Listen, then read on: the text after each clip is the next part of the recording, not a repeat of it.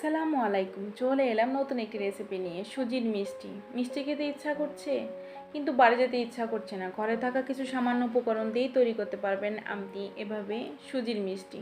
তো চলুন কথা না বাড়িয়ে রেসিপিটা শুরু করি। আমার সুজি মিষ্টি তৈরি করতে এখানে হাফ কাপ পরিমাণ সুজি নিয়েছি আর নিয়েছি 1 টেবিল চামচ ঘি। আমি ঘি প্যানটায় দিয়েছি আর এখানে হাফ কাপ পরিমাণ সুজিটা আমি ঘির সাথে ভালো করে একটু ভেজে নিব। এখানে ঘন ঘন আপনার নাড়িয়ে নাড়িয়ে ভাজতে হবে, তা না হলে সুজিটা লেগে যাবে। এখানে আপনারা ঘির পরিবর্তে সাদা তেল দিয়েও ভাজতে পারেন, তবে ঘিটা দিলে ফ্লেভারটা বেশি ভালো আসে।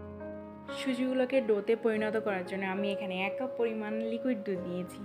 দুধটাকে আস্তে আস্তে সুজির সাথে ভালো করে মিশিয়ে নিব। মিশিয়ে একটি স্মুথ ডোর মতো করে নিব। এখন একটি পাত্রে নামিয়ে রাখবো ঠান্ডা হওয়ার জন্য।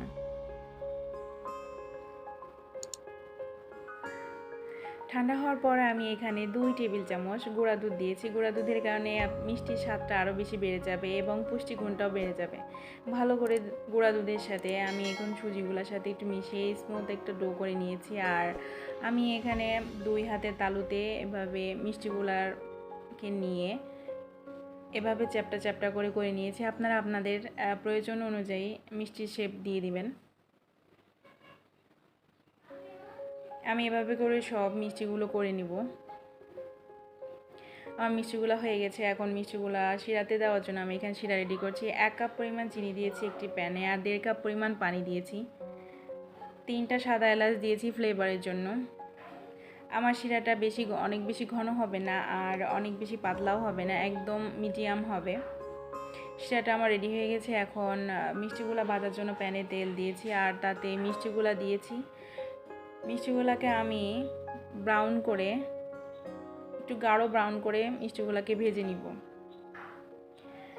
আপনার বাসায় তৈরি করা মিষ্টির স্বাদটা যেমন সুস্বাদু হবে আর তেমনি অনেক বেশি পুষ্টিকরও হবে। তো বাসায় যখন ইচ্ছা তখনই এই মিষ্টি বানিয়ে খেতে পারবেন আপনারা। আমার মিষ্টিগুলো ব্রাউন করে ভাজা হয়ে গেছে। এখন আমি তো রেডি করে রাখা শিরার মধ্যে মিষ্টিগুলোকে দিয়ে দিব।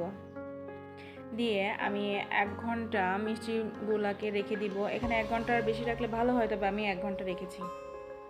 দেখুন মিষ্টিগুলো কীভাবে শিরাগুলোকে একদম টেনে নিয়েছে। আমি আপনাদের পরিবেশন করে দেখাচ্ছি। এই যে আমার খুবই অল্প সময়ে অল্প উপকরণে তৈরি হয়ে গেল ঘরোয়া পদ্ধতিতে মিষ্টি। আপনারা যদি আমার ভিডিওটি পছন্দ করেন তো ভিডিওতে একটি লাইক দিয়ে দিবেন। আর আমার চ্যানেলের আরও ভিডিও পাওয়ার জন্য চ্যানেলটিকে সাবস্ক্রাইব করে রাখবেন। আর যারা অলরেডি সাবস্ক্রাইব করেছেন তাদেরকে অসংখ্য ধন্যবাদ। সবাই সুস্থ থাকবেন, ভালো থাকবেন। নেক্সট রেসিপিতে